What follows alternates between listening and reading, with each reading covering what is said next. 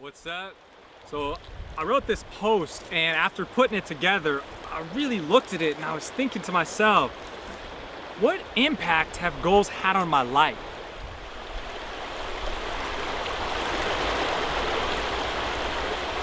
So it was last year, January of 2012, was the first time I'd ever written down my goals. Now at that point in time, I had lived in Japan for about 5 months. I have a master's degree in education. I'm qualified to run my own school, and in my job, I had no responsibility. They would have me repeat words out of a textbook sometimes, other times correcting misspelled words. And the rest of the time was your free time, Izzy-sensei. To say it was dead end would put it lightly. So with all this free time, being in a dead end job, I started to use that time to read books. Now, one other element to this is that I was living in the countryside. And in the countryside, there's a ton of rice fields, but no martial arts dojo. So I had moved to Japan to become a ninja, to follow a crazy dream. And here I was in a dead-end job in the countryside with no martial arts dojos. Not quite what I had planned. I had hit a point where I didn't know what to do. At that point, this site didn't exist. The 30-year-old ninja didn't exist. So I started reading books at my work because I had all this free time, and one of the books was on goal setting, and I thought, I got nothing to lose, I'll try it. So I started writing down my goals, and I mean, it makes me smile. I want to train in martial arts full time.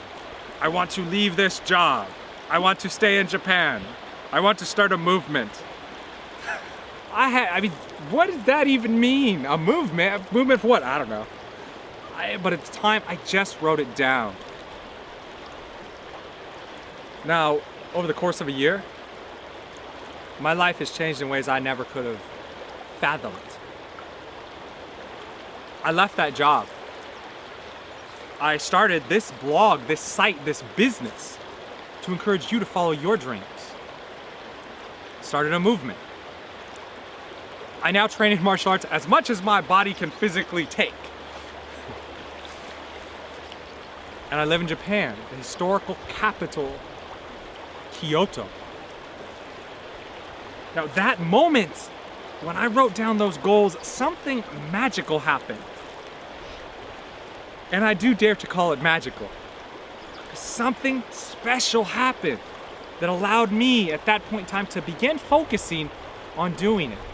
But the most important thing to all this is it's how I feel on a day-to-day basis.